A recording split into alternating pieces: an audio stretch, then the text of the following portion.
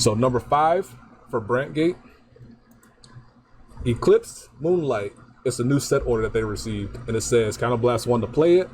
When you put this order into your order zone, call a Shadow Army token to rearguard circle, and then 1 order Dark Knight, 2 orders you're in Abyssal Dark Knight.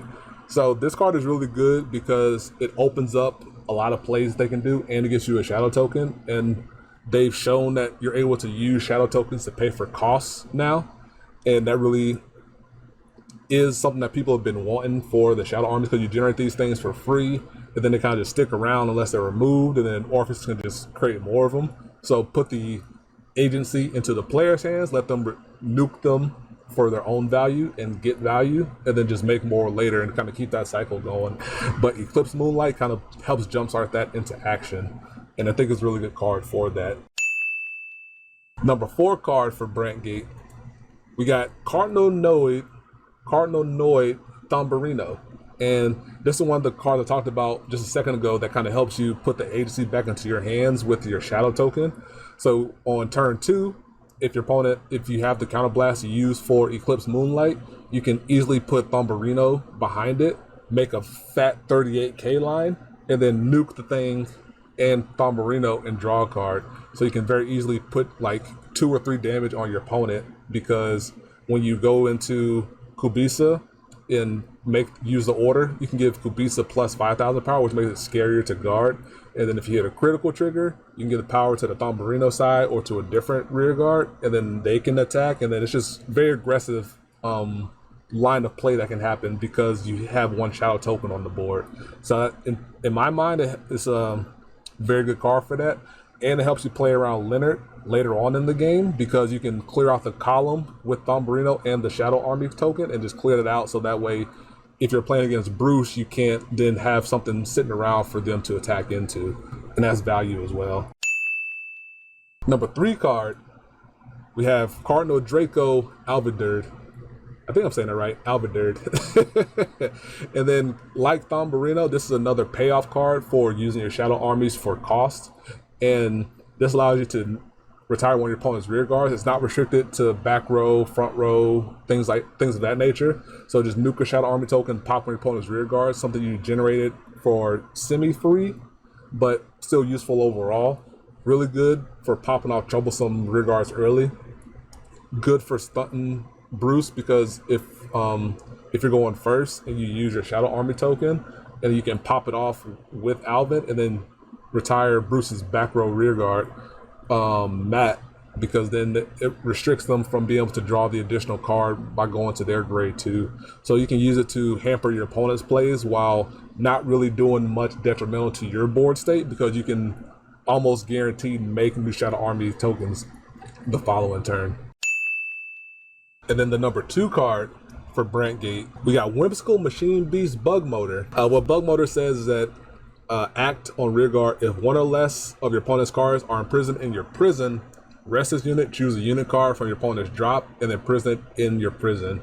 So this card pretty much single-handedly revived prison and being a viable deck in terms of being able to enable Snow's triple drive, because just put on the board early on, it's a really good rest target to enable your order if you're going second and you want to attack with your Vanguard, which is encouraged.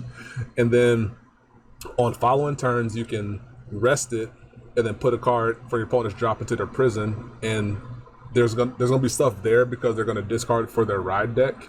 So you just take the stuff they put in for the ride deck, as long as it's unit cards, put it into your prison, and by doing that, and with pink, that's 2 cards in your opponent's prison.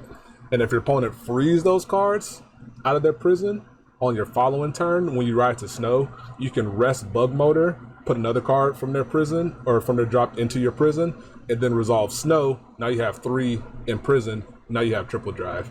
So these cards like work in tandem together, and I think Bug Motor is like what really put prison back on the map in terms of being able to enable Snow's triple drive, and it helps you more easily have cards that are on the board to then re-prison to help enable your defensive stuff, such as Rouge and the aforementioned card, not aforementioned, but a card we're going to be talking about shortly is the number 1 card, which is Aurora Battle Princess Pyro Turquoise.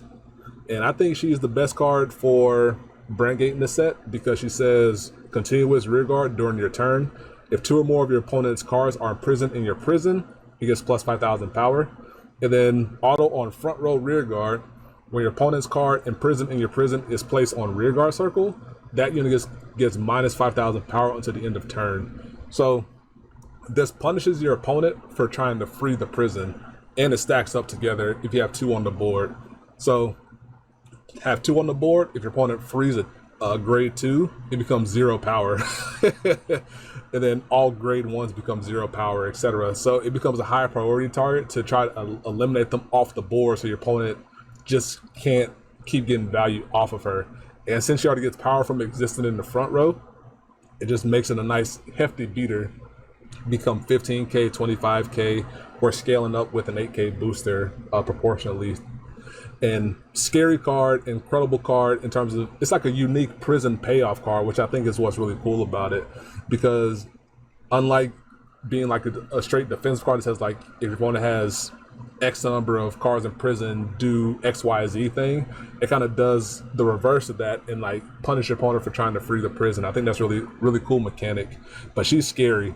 Having played into her a number of times, she's an incredibly scary card. So if you see your opponent soul charge it off of the prison at the start of the game, you're like, this is good. That's one less to deal with. she's spooky.